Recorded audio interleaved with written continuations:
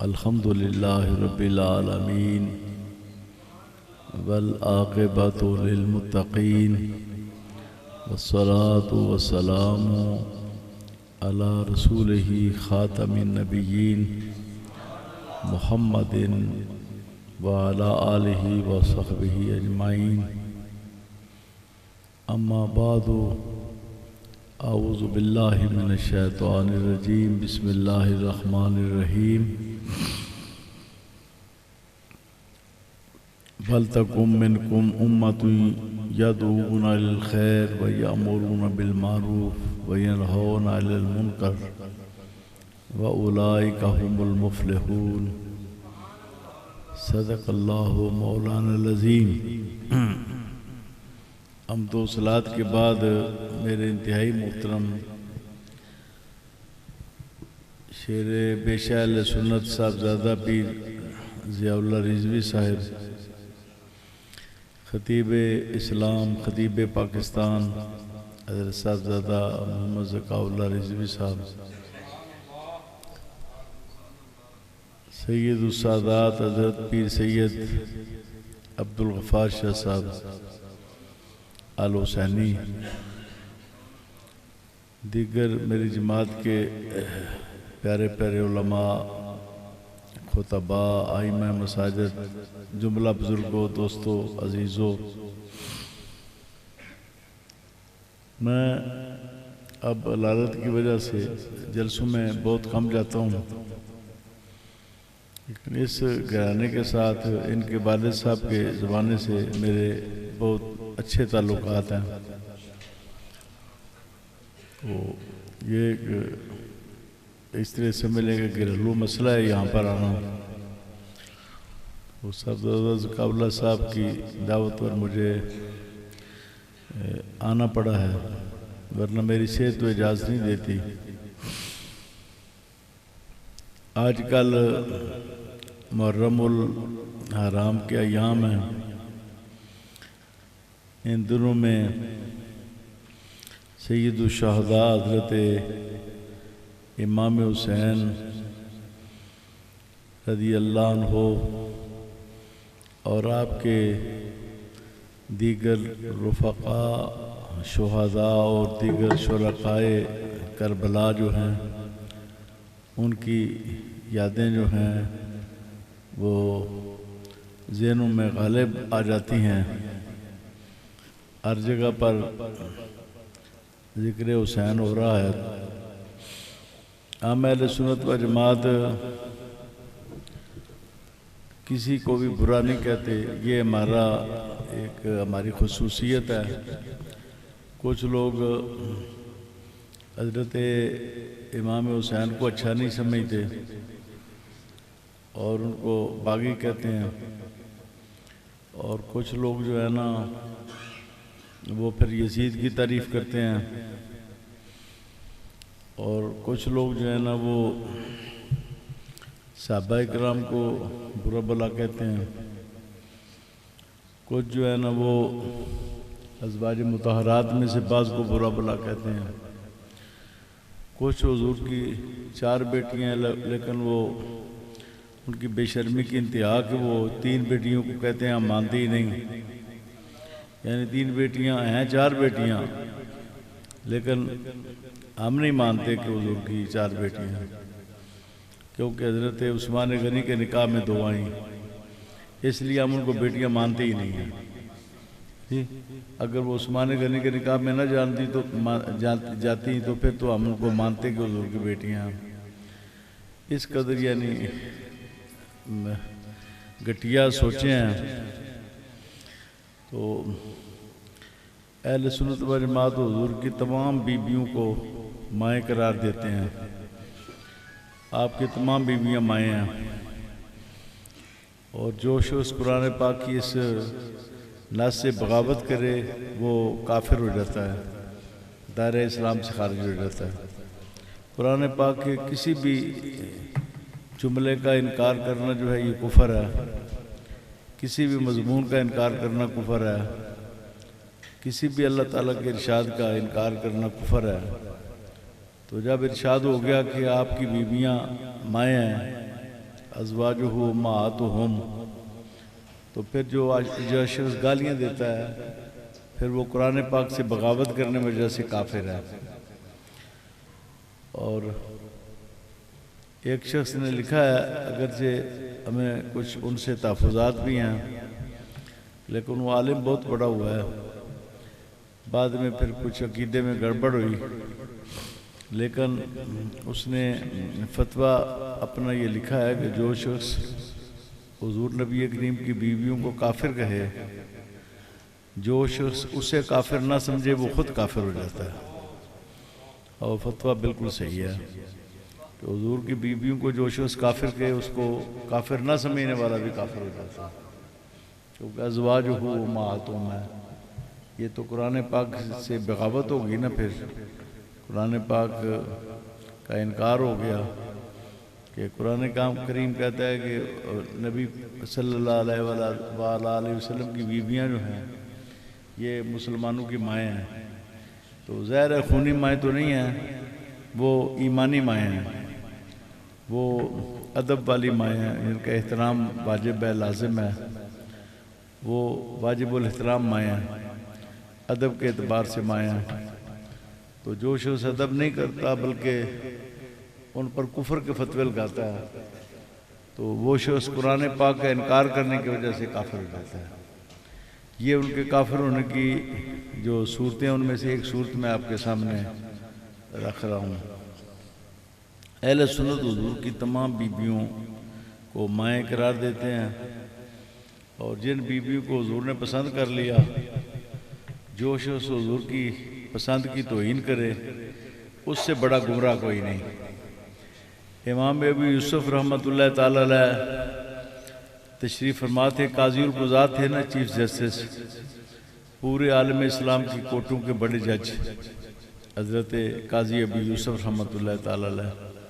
تو کس شخص نے کہا کہ نبی اکرم صلی اللہ علیہ وآلہ وسلم کو کدو بہت پسند تھا، اور آپ ایک درجی کے گھر میں تشریف لے گئے تو آپ نا اپنی انگلی سے نا کدو کے ٹکڑے نکال کر تناول فرماتے، آپ کو کدو بہت پسند تھا۔ تو وہاں پر ایک آدمی بیٹھا ہوا تھا، تو اس کی نیت نہیں تھی، اس نے ویسے ہی کہہ دیا کہ مجھے کدو پسند نہیں ہے، مجھے کدو نہیں پسند، میں کدو کو پسند نہیں کرتا۔ تو قاضی ابو یوسف نے کہا کہ جب حضور نبی کریم کی پسند کا ذکر ہوا کہ آپ کو کدو پسند ہے تو تم نے حضور کی پسند کی توہین کی ہے، اس لیے تم کافر ہو گئے ہو اور مرتد ہو گئے ہو، تم دائرہ اسلام سے خارج ہو گئے ہو، حضور کی پسند کی تم نے توہین کی ہے، تم کہتے ہو کہ حضور کو پسند تھا مجھے پسند نہیں، تم کافر ہو گئے ہو۔ اور فرمایا جدد الایمان، تو ایمان کی تجدید کر، نہ میں صرف مسلمان ہوں، تو ایمان کی تجدید کر، وَإِلَّا لَأَقْتُلَنَّكَ، ورنہ میں قاضی ہونے کی حیثیت سے تجھے قتل کا حکم دوں گا کہ تجھے قتل کر دیا جائے، تو واجب القتل ہو چکا ہے۔ تو کدو شریف کا ذکر ہو کہ آپ کو پسند تھا تو کوئی کہے جی میں تو نہیں پسند کرتا، وہ دائرہ اسلام سے خارج ہو جاتا ہے۔ تو جو بیویاں حضور نے پسند کی اپنے نکاح کے لیے، اپنی خدمت کے لیے، اپنی دین کی اشاعت کے لیے، اپنے دین کی ترویج کے لیے، جن بیویوں کو حضور نے پسند کیا، جو شخص کہے کہ وہ تو کافر تھیں، وہ تو منافق تھیں، وہ تو اسلام دشمن تھی، وہ تو بدترین خلق تھی، یہ بھی ایران کی کتابوں میں لکھا ہوا ہے، بدترین خلق، وہ تو بدترین خلق تھی، مولا باقر مجلسی کی کتاب میں حق الیقین میں لکھا ہوا ہے بدترین خلق۔ تو پھر وہ کس طرح وہ شخص جو ہے نا وہ دائرہ اسلام میں وہ رہ سکتے ہیں؟ یقینی طور پر ایسے لوگ دائرہ اسلام سے خارج ہیں۔ اس طرح حضور نبی کریم کو اللہ تعالیٰ نے 4 بیٹیاں عطا کی، اس پر شیعہ جو مورخین ہیں وہ بھی متفق ہیں اور اہل سنت کے بھی، اور جتنی بھی شیعہ مذہب کی پرانی کتابیں ہیں سب میں یہ لکھا ہوا ہے کہ حضور کی 4 بیٹیاں ہیں۔ اعلام الورا اعلام الورا اعلام الخدا میں بھی یہ موجود ہے، اور بھی کتابوں میں موجود ہے کہ حضور کی 4 بیٹیاں تھیں۔ اہل سنت کی تاریخ متفق ہے کہ حضور کی 4 بیٹیاں تھیں نبی پاک صلی اللہ علیہ وسلم کی۔ تو جو شخص پھر حضور کی بیٹیوں میں سے صرف ایک کے بارے میں کہے کہ وہ بیٹی ہے، باقی حضور کی بیٹیاں ہی نہیں ہیں، یہ حضور نبی کریم کے آپ کی نسل کا انکار ہے، حضور نبی کریم کی اولاد کا یہ انکار ہے، اور یہ حضور نبی کریم کے لیے ایذا کا باعث ہے۔ آپ یہ تصور کریں کہ آپ میں سے کسی کی 4 بیٹیاں ہوں تو کوئی کہے جی کہ میں ایک کو تو مانتا ہوں کہ یہ زید کی بیٹی ہے، 3 کو میں کہتا ہوں یہ زید کی بیٹیاں نہیں ہیں، تو کیا بندوقیں نکلیں گی کہ نہیں نکلیں گی؟ ہاں جی، جیسے وہ میری نسل ہے اس طرح باقی 3 بھی میری نسل ہے، تم کون ہوتے ہو کہنے والے کہ وہ میری نسل نہیں ہے؟ تو یہ رسول کریم صلی اللہ علیہ وآلہ وسلم کی بدترین دل آزاری ہے کہ یہ کہنا کہ حضور نبی کریم کی ایک بیٹی ہے، 3 بیٹیاں جو ہیں ان کو ان کا انکار کرنا۔ اسی طرح پھر آگے آپ چلیں، رسول کریم کے تمام صحابہ جو ہیں حضور نے بالکل واضح طور پر فرما دیا کہ اذا رأیتم الذین یسبون اصحابی، جب تم دیکھو ان لوگوں کو جو میرے صحابہ کو گالیاں دیتے ہیں، برا بھلا کہتے ہیں، فقولوا لعنت اللہ علی شرکم، تمہارے شر پر اللہ کی لعنت ہو، یہ رسول کریم کا فیصلہ ہے، تمہارے شر پر اللہ کی لعنت ہو۔ آپ صلی اللہ علیہ وآلہ وسلم ایسے لوگوں کے شر پر لعنت بھیج رہے ہیں، تو تمام صحابہ جو ہیں وہ جنتی ہیں، کلم وعد اللہ الحسنی، تمام صحابہ سے اللہ نے جنت کا وعدہ کر لیا ہے۔ حضرت عمر بن عبدالعزیز بہت صالح حکمران ہوئے ہیں، اور ان کو خلافت کو خلافت راشدہ کہا جاتا ہے کہ خلافت راشدہ کا حصہ ہے، اور وہ پورے عالم اسلام کے امیر تھے، لیکن رات کو ٹوپیاں سی کر ٹوپیاں تیار کرتے، اور اس وقت سرکاری جو ہوتا تھا جو لالٹین ہوتا تھا یا فانوس ہوتا تھا یا لائٹ ہوتی تھی، اس کو بجھا دیتے، فرماتے کہ اب میں اپنا کام کر رہا ہوں اس لیے میرا اپنا چراغ جلے گا، اب گورنمنٹ کا چراغ نہیں جلے گا، ہاں جی، تو اپنا ذاتی چراغ جلا کے ٹوپیاں تیار کرتے، پھر صبح بازار میں جا کے بیچتے، اور پھر اس سے آپ اپنا آٹا دانہ خریدتے، دال وغیرہ سبزی اور کھانے پینے کا سامان جو خریدتے، تو بیت المال سے آپ اپنا پیسہ خرچ نہ کرتے اپنے آپ پر، اتنے وہ متقی پرہیزگار تھے۔ تو کسی نے ان کے تقوی سے متاثر ہو کر پوچھا عمر بن عبدالعزیز سے کہ تم افضل ہو یا امیر معاویہ صحابی رسول افضل ہے؟ تو فرمایا تم میرے اور امیر معاویہ میں موازنہ کرتے ہو، امیر معاویہ صحابی رسول ہے، میں صحابی نہیں ہوں، میں تابعی ہوں، میں صحابی نہیں ہوں، اور وہ صحابی ہیں۔ تو وہ جب جہاد کے لیے نکلتے تھے نا، تو ان کے گھوڑے کے نتھنوں میں جو غبار پڑتا تھا پھر وہ متاثر ہو جاتا تھا، اس غبار میں بدبو پیدا ہو جاتی تھی، وہ غبار بھی عمر بن عبدالعزیز سے افضل ہے۔ حضرت امیر معاویہ کے گھوڑے کے نتھنوں میں متاثر ہونے والا غبار بھی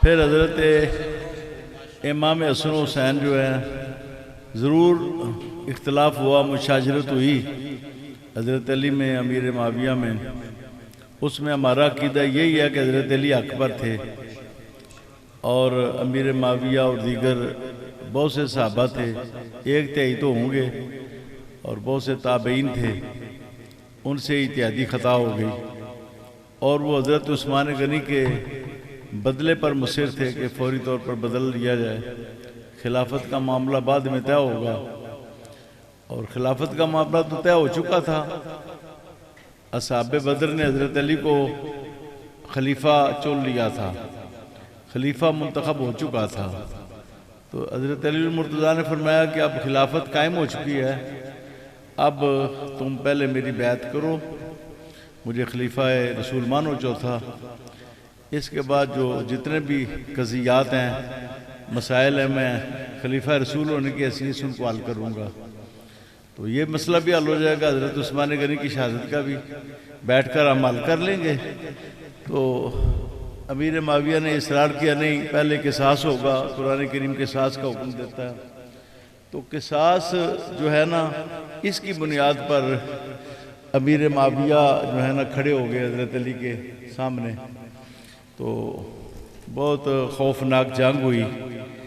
تو نقصان تو امیر معاویہ کے زیادہ ہوا، تو لوگ کہتے ہیں کہ امیر معاویہ ان کے سامنے آئے تو جنگ ہوئی، تو نتیجہ آپ دیکھیں تو حضرت امیر معاویہ کے کوئی 60,000 سے زیادہ بندے ان کے ساتھی شہید ہوئے، اور حضرت علی کے چند سو۔ حضرت علی کی جب تلوار چلتی تھی نا کوئی چیز سامنے ٹھہرتی نہیں تھی، تو نقصان تو سارا امیر معاویہ کا ہوا۔ ہاں جی، تو امیر معاویہ کی طرف سے کہنا چاہیے جی ان کا نقصان بہت ہو گیا، گاجر مولی کی طرح ان کو کاٹ دیا گیا ان کے ساتھیوں کو، لیکن اس بات کو نہیں دیکھا جاتا۔ ہم حضرت علی کو حق پر سمجھتے ہیں، اور حضرت علی کے ہم احترام میں ہیں، اور ہم ہی جو ہے نا حضرت علی کا گروپ ہیں، آگی سمجھ۔ تو میں ویسے کچھ حقائق آپ کے سامنے رکھ رہا ہوں۔ تو حضرت علی المرتضیٰ شیر خدا شہید کر دیے گئے، کچھ خارجی فرقے کے لوگ پیدا ہوئے، ان سے بھی جنگ ہوئی، حضرت علی نے ان کو بھی پہاڑی کی طرح ان کی لاشیں جو ہے لگ گئیں، 4,000 بندے نہربان میں قتل ہوئے خارجیوں کے۔ انہی میں سے پھر ایک آدمی نے کہا جی میں اپنے باپ کا بدلہ لوں گا، عبد الرحمن بن ملجم نے حضرت علی کو شہید کر دیا۔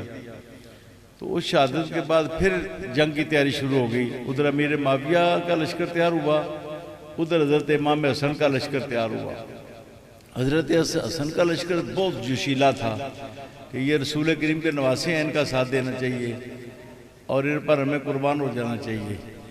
ادھر امیر معاویہ کا لشکر بھی بہت جوشیلا تھا کہ ہمارے 60,000 سے زیادہ بندے شہید ہو گئے ہیں جنگ صفین میں، تو ہم نے بھی اس کا بدلہ لینا ہے۔ اگر وہ جنگ ہو جاتی نا تو مسلمانوں کی قوت ساری ضائع ہو جاتی۔ تو امام حسن کی بہت بڑی قربانی ہے، آپ نے فرمایا نہیں میں امت کو بچانا چاہتا ہوں، میں امت کو لڑائی سے بچانا چاہتا ہوں۔ تو صلح کر لی حضرت امیر معاویہ سے، اور ان کے حق میں دستبردار ہو گئے کہ اب بلا اختلاف امیر معاویہ روبے زمین کے مسلمانوں کے امیر المومنین ہوں گے۔ یہ فیصلہ امام حسن نے کیا ہے۔ اچھا آپ بتائیں، یہ جو لوگ آج کل امیر معاویہ کو برا بلا کہتے ہیں، یہ زیادہ سمجھدار ہیں یا امام حسن زیادہ سمجھدار ہیں؟ بس اس بات پر بات ختم ہو جانی چاہیے۔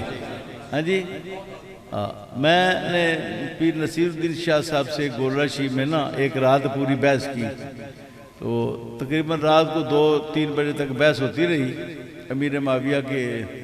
تو میں نے ان سے پوچھا کہ اب آپ بتائیں کہ آپ بڑے سید ہیں یا امام حسن بڑے سید ہیں؟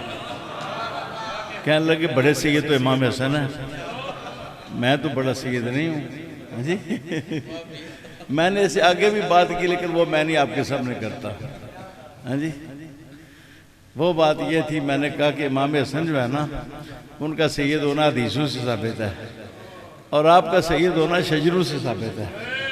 ہاں جی، شجروں سے ثابت ہیں، جو لکھے ہوئے شجریں ان سے ثابت ہے کہ آپ سید ہیں۔ امام حسن کا سید ہونا حدیث سے ثابت ہے، تو وہ سید ہونے میں آپ سے افضل ہیں۔ اور پھر وہ سادات کے بزرگ ہیں، بڑے ہیں، حسن حسین رضی اللہ عنہ۔ تو میں نے ان پر سوال قائم کیا کہ آپ بتائیں کہ آپ امیر معاویہ کے بارے میں یہ باتیں کر رہے ہیں، ادھر امام حسن صلح کر رہے ہیں اور آپ صلح نہیں کرتے، تو آپ صلح نہ کر کے حق پر ہیں یا وہ صلح کر کے حق پر ہیں؟ اس بات کا آپ جواب دیں، آپ صلح نہ کر کے حق پر ہیں یا وہ صلح کر کے حق پر ہیں؟ اب ان کے پاس کوئی جواب نہیں تھا۔ پھر کہنے لگے چلو ٹھیک ہے، امام حسن نے صلح کی تھی تو میں بھی صلح کرنا امیر معاویہ نہ، تو میں کہا میں بھی یہی چاہتا تھا۔ میں کہا پیر صاحب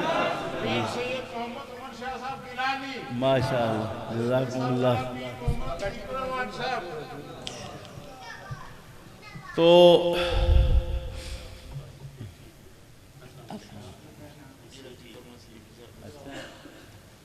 پھر جب صلح ہو گئی تو حضرت امیر معاویہ نے نا ایک سفید کاغذ بھیجا، اس پر دستخط کر دیے اور پیغام بھیجا کہ آپ جو چاہیں لکھیں، جو چاہیں، میں آپ کی تمام شرائط کو مانوں گا۔ اس وقت کچھ لوگوں نے کہا جی کہ آپ لکھیں کہ امیر معاویہ کے بعد نا حسن خلیفہ بنیں گے، امیر المومنین۔ فرمایا جب میں اس وقت امیر المومنین ہوں اور امت کی بہتری کے لیے میں اس عہدے کو چھوڑ رہا ہوں تو بعد میں مجھے کیا ضرورت ہے امیر المومنین بننے کی؟ جب میں اس وقت ہوں تو میں چھوڑ رہا ہوں تو مجھے بعد میں بننے کی کیا ضرورت ہے؟ آپ نے خود یہ چیز نہیں لکھی حضرت امام حسن نے، اور امیر معاویہ نے کہا جو چاہتے ہیں آپ لکھیں، میں نے دستخط پہلے کر دیے، پیش کی۔ اس طرح آپس میں پھر اعتماد کھڑا ہو گیا صلح کے بعد۔ پھر حضرت امام حسن کو تنگ کرنا شروع کر دیا ان لوگوں نے جنہوں نے امام حسین کو شہید کیا کربلا میں، کہ آپ نے صلح کیوں کیا؟ تو امام حسین دونوں بھائی کوفہ سے مدینہ شریف چلے گئے۔ کوفہ میں رہائش تھی نا حضرت مولا علی کی، تو مدینہ شریف جب چلے گئے تو امیر معاویہ نے دعوت دی کہ آپ دمشق تشریف لائیں، تو گھڑ سوار ایک دستے میں آپ تشریف لے گئے، چند درجن آپ کے ساتھ لوگ تھے گھوڑوں پر سوار ہو کر دمشق پہنچے۔ وہاں پر ایک بہت بڑا اجتماع ہوا، صحابہ بھی تھے اور تابعین بھی تھے اور بھی بہت سے وہاں پر مسلمان جمع ہوئے۔ تو حضرت امام حسن نے علی رؤوس الخلائق تمام مخلوقات کے سامنے جو اس وقت تھے سب کے سامنے امیر معاویہ کے ہاتھ پر بیعت کی، اور پھر امام حسین نے بھی آواز دی کہ میرے امام نے بیعت کر لی ہے لہذا میری بھی بیعت ہے۔ آپ کرسی پر بیٹھے ہوئے تھے، امام حسن تخت پر بیٹھے ہوئے تھے امیر معاویہ کے ساتھ، امام حسین کرسی پر تھے۔ تو امیر معاویہ نے کہا کہ حسین بھی بیعت کریں گے؟ تو آپ نے کہا میرے امام نے جو کر لیا ہے، امام حسن نے کر لیا، جب میرے امام نے کر لیا ہے تو میری بھی بیعت ہو گئی ہے۔ تو یہ عقائد کتب شیعہ میں بھی موجود ہیں۔ ملا باقر مجلسی بہت متعصب شیعہ ہے لیکن اس کی کتابوں میں بھی یہ باتیں موجود ہیں۔ اہل سنت و جماعت کی بھی یہ تاریخ اس پر متفق ہے کہ بیعت ہوئی ہے، اور پھر 20 سال مسلسل 40 میں یہ بیعت ہوتی ہے ہجری میں، 60 تک امیر معاویہ کو امیر المومنین کہا گیا، 9 سال امام حسن کہتے رہے، 20 سال امام حسین کہتے رہے۔ امام حسین بھی امیر المومنین کہتے رہے، کتابوں میں موجود ہے، امام حسن بھی امیر المومنین کہتے ہیں۔ جتنی چٹھیاں ہیں امام حسن کی سب میں امیر المومنین لکھا ہوا ہے حضرت امیر معاویہ کے ساتھ۔ اب آپ بتائیں جس ہستی کو حضرت حسنین کریمین رضی اللہ عنہما عادل قرار دیتے ہیں، بیعت کرتے ہیں، عادل قرار دیتے ہیں، اس ہستی کو کون ظالم کہہ سکتا ہے؟ کس کی مجال ہے کوئی ظالم کہے؟ اگر کہے گا تو پھر امام حسن و حسین پر وہ حرف رہے گا، ان پر اعتراض کرے گا، ان کے بارے میں اس کے عقیدے میں غلاظت ہوگی۔ اور اگر امام حسن و حسین کے بارے میں عقیدہ صحیح ہوگا تو پھر جن کے ساتھ انہوں نے صلح کی ان کے ساتھ صلح کرنی پڑے گی۔ تو ہم اہل سنت و جماعت سب کا یہ احترام کرتے ہیں، اہل بیت کا دگنا احترام ہے، کیونکہ اہل بیت رسول صحابہ بھی ہیں اور اہل بیت بھی ہیں، دورہ تعلق ہے۔ اہل بیت ہمارے نزدیک سب سے پہلے بیوی ہیں، جیسے علامہ صاحب بیان کر رہے تھے، اور اس کا اطلاق بیویوں پر ہوتا ہے، ازواج پر ہوتا ہے۔ کسی بھی شخص کے اہل جو ہے نا اس کا معنی والا ہوتا ہے، جسے کہتے ہیں اہل گجرات گجرات والا، اہل مدینہ مدینہ والے، اہل مکہ مکہ والے، اہل کا معنی والا ہوتا ہے۔ تو اہل کو پر جب تخفیف کی گئی تو اس کو آل پڑھا گیا، آل، آ کو الف میں بدل کرنا آل بن گیا۔ تو آل نبی کا معنی نبی والے، آل کا معنی والا، اور پھر یہ بیت کے ساتھ استعمال ہوتا ہے اہل بیت نبی یا اہل بیت نبی، نبی کے گھر والا یا نبی کے گھر والی۔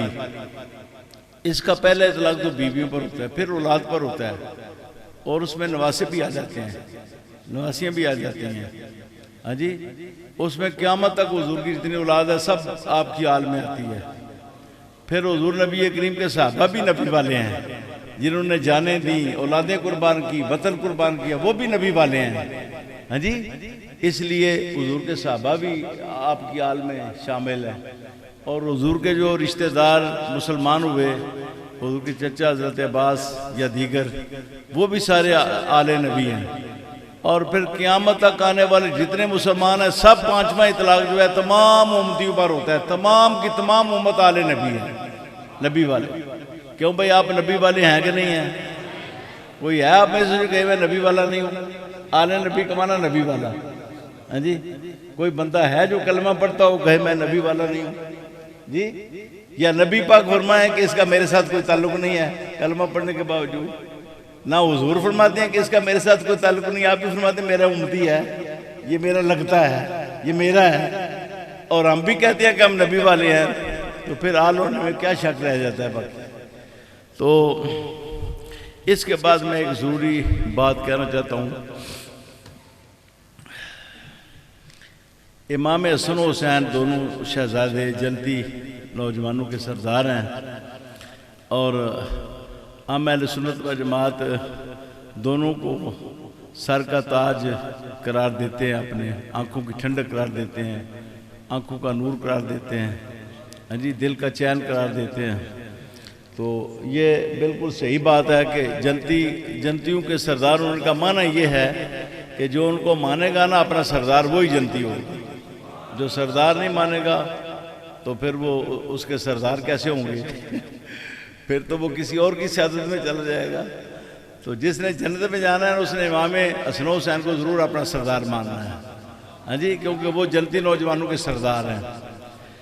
اب آگے جو مسئلہ چل گیا ہے نا وہ یہ ہے کہ حضرت امام حسن کی اولاد میں جو بزرگ ہیں ان کو امام کہا جاتا ہے، امام زین العابدین، امام باقر، امام جعفر صادق، امام موسیٰ کاظم، امام ابی رضا، آگے پھر امام حسن عسکری تک، آگے پھر امام مہدی کا ظہور۔ ہمارے رزق تو ابھی نہیں ہوا، التشیعوں کا رزق ہو چکا ہے اور وہ غار میں کہیں ہیں، غائب ہیں۔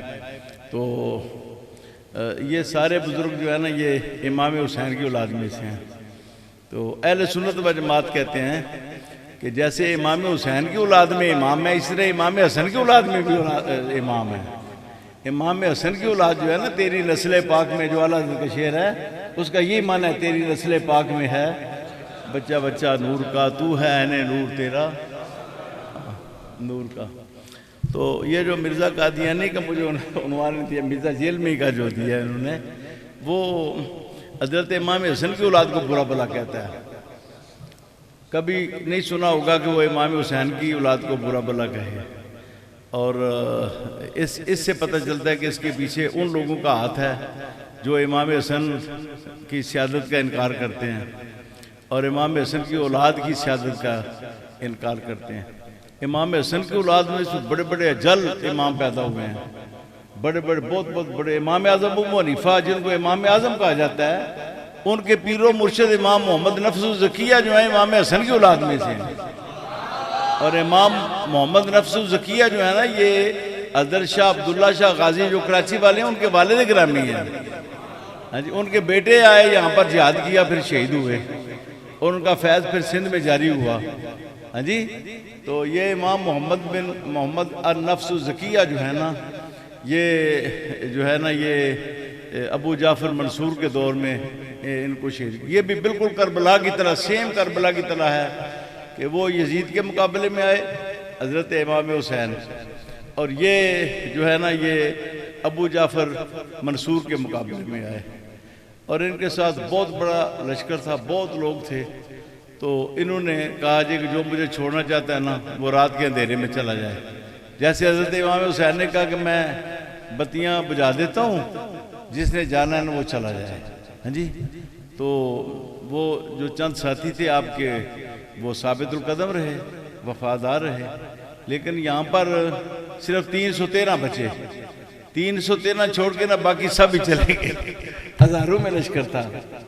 پھر امام نفس الزکیہ لڑتے رہے، بہت آپ نے نا دلیری کے ساتھ جنگ کی، اور آپ کو تھوڑی تعداد کے باوجود بھی جو ہے نا فتح حاصل ہوتے رہی. بالآخر چونکہ ادھر پوری فوج تھی ایک حکومت کی، اور پھر جو ہے نا آپ شہید ہو گئے حضرت امام محمد نفس زکیہ. پھر ان کا جو جسم مبارک ہے نا اس کو لے کر آئے جہاں پر سریۃ الوداع ہے، وہاں پر اہل مدینہ کو ڈرانے کے لیے. پھر آپ کی بہن کے کہنے پر ان کے سپرد کیا. پھر وہ جنت البقیع میں دفن ہوئے امام محمد نفس زکیہ. ان کا سر جو ہے کسی نامعلوم جگہ پر دفن کر دیا. بعد میں پھر ان کے غلاموں نے دریافت کر لیا تو وہ سر مبارک بھی ایک روایت کے مطابق جنت البقیع میں ہی دفن ہوا، دوسری روایت میں کسی اور جگہ پر. تو یہ امام نفس زکیہ جو ہے نا امام اعظم ابو حنیفہ کے پیر تھے، اور امام اعظم ابو حنیفہ ان کو پیسہ دیتے تھے جہاد کے لیے. اور جتنے بھی ہمارے سلف صالحین ہوئے ہیں وہ جہاد میں حصہ لیتے تھے. حضور غوث اعظم جہاد میں حصہ لیتے تھے. آپ اپنے شاگردوں کو کہتے تھے کچھ تو پڑھانے پر لگ جاؤ اور کچھ جو ہے نا وہ جاؤ جہاد میں جا کے شامل ہو جاؤ. فلسطین کا جہاد ہو رہا ہے، وہاں چلے جاؤ، سلطان صلاح الدین ایوبی کی فوج میں جا کے شریک ہو جاؤ. ہاں جی. اور یہ چیف کمانڈر تھا نا ان کا ابن قدامہ، یہ امام اعظم ابو حنیفہ کے، یہ حضرت غوث اعظم کے آخری شاگردوں میں تھا جس کو بھیجا جاؤ جہاد فلسطین میں شامل ہو جاؤ. اور انہوں نے ان کو اپنا چیف کمانڈر مقرر کیا ابن قدامہ کو، سلطان صلاح الدین. یعنی ہمارے جتنے بھی سلف صالحین ہیں وہ سب جہادی تھے.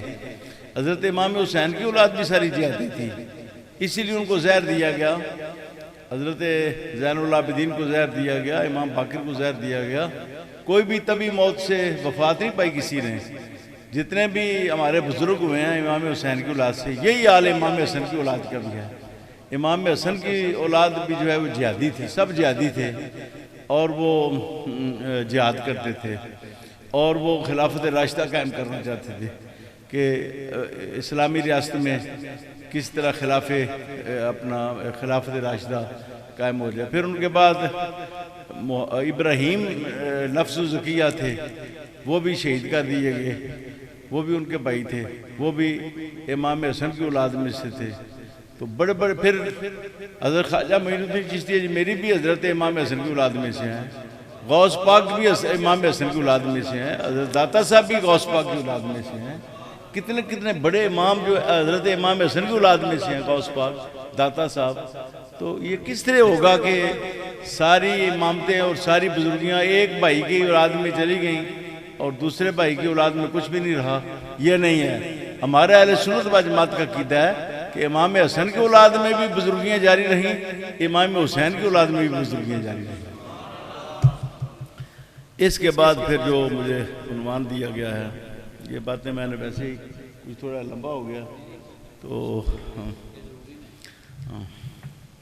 یہ جو مرزا جیل میں ہے نا، یہ میرے خیال کے مطابق اسلام کے خلاف سب سے بڑا فتنہ ہے. اور یہ پہلے تو اولیاء کو برا بھلا کہتا ہے، اور اس نے داتا صاحب سے شروع کیا. داتا صاحب تو وہ بزرگ ہیں کہ جن کی طرف کسی غیر مسلم نے انگلی نہیں اٹھائی. جی یہ وہ صوفیاء ہیں کہ کسی غیر مسلم نے بھی ان کو غلط نہیں کہا، برا نہیں کہا. اس شخص نے داتا صاحب کو برا بھلا کہا. پھر اس نے خواجہ اجمیر کو برا بھلا کہا، چشتیہ کے اعلیٰ بزرگ کو. پھر اس نے شاہ بخارا کو، شاہ نقشبند کو برا بھلا کہا. پھر اس نے حضور غوث پاک کے مذاق اڑائے. اور پھر اس نے اپنے پیچھے جو سلوگن ہے وہ لکھتا ہے کہ کتابوں کا خدا اور ہے، بابوں کا خدا اور. یعنی ان بابوں کا خدا ہی اور، ان ولیوں کا خدا ہی اور ہے. یہ اور خدا پیش کرتے ہیں، کتابوں کا میں اور خدا ہے. پھر اب اس نے نیا سلوگن بنایا، قرآن کا نبی اور ہے، بابوں کا اور. یعنی بابے اور نبی پیش کرتے ہیں. بابوں کو کافر اور مشرک قرار دیتا ہے، تمام اولیاء کو. پھر صحابہ کو برا بھلا کہتا ہے، صرف حضرت امیر معاویہ کو نہیں، اوپر حضرت عائشہ صدیقہ کو باغیہ کہتا ہے. حضور کے پھوپھی کے بیٹے حضرت زبیر ہیں، وہ بھی اہل بیت میں سے ہیں. تو حضور کے صحابی بھی ہیں، عشرہ مبشرہ میں سے، ان کو بھی باغی کہتا ہے. حضرت طلحہ کو بھی باغی کہتا ہے، نام لے لے کر کہتا ہے. میں نے خود اس کی تقریر سنی ہے. تو صحابہ کی پیرویاں کرتا ہے. پھر اوپر حضرت ابراہیم علیہ السلام کو بھی کل کا شکرہ کہا ہے اس نے، سمیعنا فتى یذکرہم، اس کا ترجمہ کرتے ہوئے کہ ہم نے سنا ہے کہ کل کا شکرہ ہے جو بتوں کی بات کرتا ہے۔ ابراہیم علیہ السلام کو جد الانبیاء کو کل کا شکرہ کہا ہے۔ کتنی بڑی توہین ہے، کوئی کسی عالم کو کہہ دے کل کا شکرہ تو کتنی توہین والی بات ہے، کتنی انسلٹ ہے اس عالم کی۔ تو جد الانبیاء جو حضور نبی کریم کے بھی محترم ہیں اور آپ کے جد امجد ہیں، آگی سمجھ، اور نبیوں میں حضور کے بعد دوسرے نمبر پر ان کا مرتبہ اور مقام ہے، اور حضور کے بھی جد امجد ہیں، اور حضور بھی بڑی عزت کا اس کے ساتھ ان کا نام لیتے رہے ساری ہمیشہ ہی، تو ان کو بھی کل کا شکرہ۔ پھر حضور کے بارے میں کہتے ہیں یہودی کہتے تھے یہ کل کا شکرہ دین سمجھائے گا ہمیں، حالانکہ یہودیوں نے بالکل یہ نہیں کہا، اس کے اپنے کلمات ہیں۔ پھر کہتا ہے جب توحید بیان ہوگی تو پیغمبر فرشتہ بزرگ شاہی کو، یعنی شاہیت کی نفی ہوگی، پیغمبر بھی کوئی چیز نہیں، پھر فرشتہ بھی کوئی چیز نہیں، پھر بزرگ بھی کوئی چیز نہیں۔ تو مجھے کسی نے نا مختصر لفظوں میں بتایا کہ باہر گورے انگریز اس مرزے کو تحفظ دے رہے ہیں اور پاکستان میں کالے انگریز، بس اتنی بات کافی ہے۔ باہر کالے انگریز گورے، ادھر کالے اس کو تحفظ دے رہے ہیں۔ اور صاحبزادہ صاحب نے بیماری کے باوجود بڑا کام کیا اس پر، میں ان کو خراج تحسین پیش کرتا ہوں۔ صاحبزادہ ذکاءاللہ صاحب بھی شانہ بشانہ ہے اپنے بڑے بھائی کے، تو سب علماء نے اس میں ساتھ دیا، لیکن اس تحریک کو ابھی مضبوط کرنے کی ضرورت ہے۔ اگر یہ کمزوری کے ساتھ چلی تو مرزے کا کچھ نہیں بگڑے گا، ہمیں بہت نقصان پہنچے گا، حضور نبی کریم کی کمائی کو نقصان پہنچے گا۔ یہ صحابہ اور ولی حضور کی کمائی ہیں، قیامت تک نبی نہیں آئے گا، یہ ولی جو ہے انہوں نے دین کو سنبھالا دینا ہے، علماء ربانیین نے، صحابہ نے دیا، اب ولی سنبھالا دینے ہیں اس دین کو۔ تو ہر ولی کو برا کہتا ہے، کرامتوں کا مذاق اڑاتا ہے، قرآن پاک کے بارے میں بڑے گستاخانہ الفاظ استعمال کرتا ہے، اللہ تعالیٰ کے بارے میں گستاخانہ الفاظ استعمال کرتا ہے، اتنی زبان اس کی بڑی۔ یہ کتا جو ہے نا، یہ اس کے پیچھے جو ہے نا وہ تمام دشمنان اسلام اس کی راکھی کر رہے ہیں، اس کو بھونکنے پر لگایا ہوا ہے، کوئی اس کو روکنے والا نہیں، نہ ایف آئی آر درج کرتے ہیں تو کمزور سی، نہ اس کی گرفتاری کرتے ہیں۔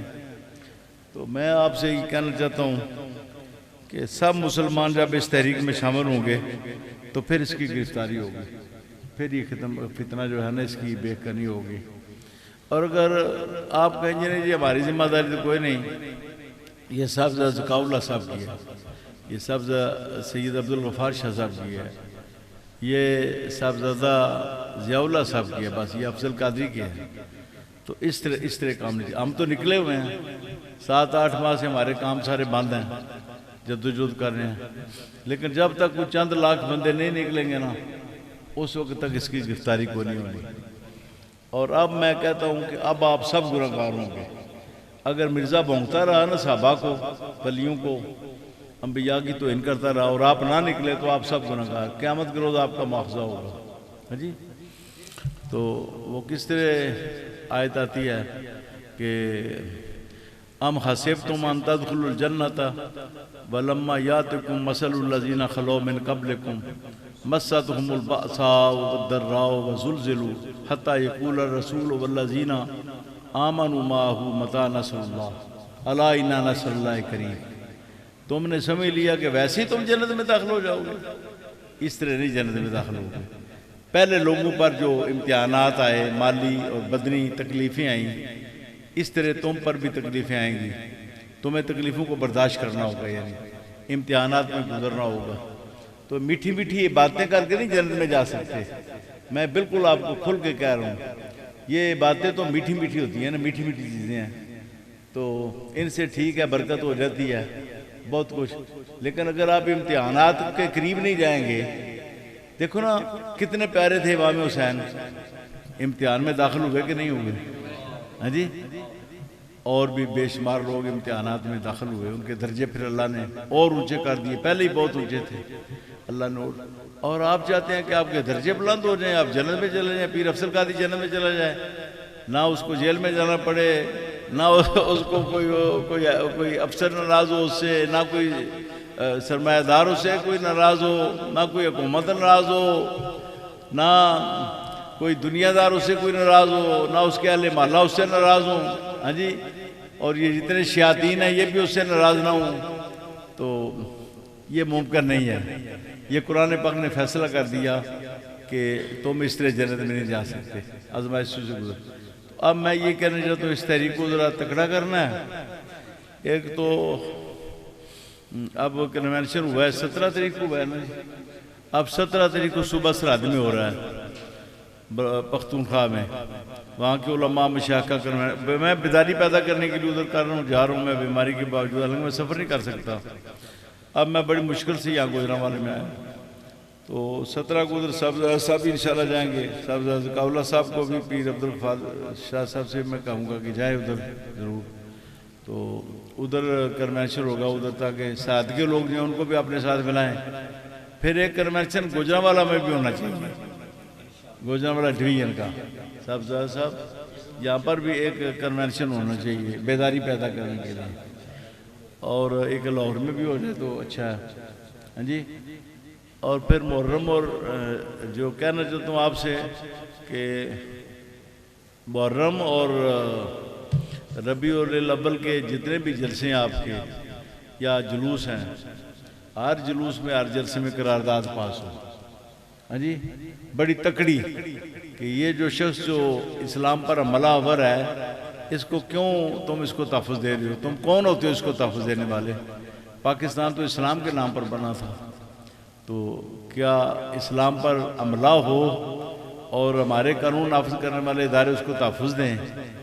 یہ تو بہت بری بات ہے، ان کو سمجھائیں آپ۔ تو نمبر 1 اس کو گرفتار کریں 295C کے تحت۔ نمبر 2 اس کا جتنا بھی ہے نیٹ ورک جو ہے سارا کل کر دیں، ختم کر دیں، اس کو سرے سے ختم کر دیں، اور اس کی مکمل بہتری کر دیں، اس فتنے کی مکمل بہتری، یہ مطالبہ اس میں ہو، آپ کریں، اور اس تحریک میں آپ سب شامل ہو جائیں۔ اللہ تعالیٰ آپ سب کو حق کا ساتھ دینے کی توفیق عطا کرے۔ اور بھی بزرگ آئے ہیں کافی، جی چلو کسی سید زادے کو دعا کرو، کہ سید عبدالغفار شاہ صاحب کو دعا کرو۔ الحمدللہ رب العالمین والعاقبۃ للمتقین والصلاۃ والسلام علی حبیبہ سیدنا مولانا مرشدنا محمد وعلی آلہ وصحبہ اجمعین۔ اے مولا کریم، حضرت صاحب زادہ ذکاءاللہ صاحب، ان کے اولاد، ان کے ساتھیوں کی یہ عیسائی جمیلہ اپنی بارگاہ میں قبول فرما۔ یہ جو عشرہ اہل بیت کی محبت میں، مودت میں، ان کے ذکر میں یہ عشرہ گزار رہے ہیں، اہتمام کر رہے ہیں، محفل کا قبول فرما اور اس پر اجر جزیل عطا فرما۔ ان کو جتنے لوگ شریک ہوئے ان سب کو اجر جزیل عطا فرما، اور سب کی دعائیں قبول کر، ہم سب کی مولا دعائیں قبول کر۔ یہ جو فتنہ ہے بہت خبیث فتنہ ہے، بہت بڑا فتنہ ہے امت پر، اس فتنے کو مولا کریم اس کی خود سرکوبی فرما اور اس فتنے کو ختم فرما، اور مسلمانوں کو اس فتنے سے محفوظ فرما، اسلام کو اس فتنے سے محفوظ فرما، اولیاء کرام کی ناموس، صحابہ کی ناموس، اوپر انبیاء کی جو ناموس ہے اس کو اس سے محفوظ فرما، اور اے مولا کریم ہماری دعائیں قبول کر۔ جتنے حاضرین بیٹھے ہیں ان کی جو بھی جائز دعائیں مولا قبول کر، رزق میں بھی فراوانی فرما۔ یا اللہ کسی کا محتاج ہم نہ ہوں، تیرے محتاج ہیں، تیرے حبیب کے محتاج ہیں، کسی کی محتاجی جو ہے نا وہ ہمیں لائق نہ ہو، اور اے مولا کریم ہمیں وسیع نعمتیں عطا فرما، اور ہمیں بلاؤں سے محفوظ فرما، بیماریوں سے شفا عطا فرما، حادثات سے محفوظ فرما، اور ہماری تمام جائز حاجتیں پوری کر، اور ہماری دین دنیا آخرت بہتر فرما۔ خصوصی طور پر ہم سب کو ایمان پر خاتمہ عطا فرمانا، اور پھر حضور نبی کریم صلی اللہ علیہ وآلہ وسلم کی شفاعت ہر مقام پر عطا فرمانا۔ وصلی اللہ تعالی علی خیر خلقہ سیدنا مولانا مرشدنا محمد وعلی آلہ وصحبہ اجمعین۔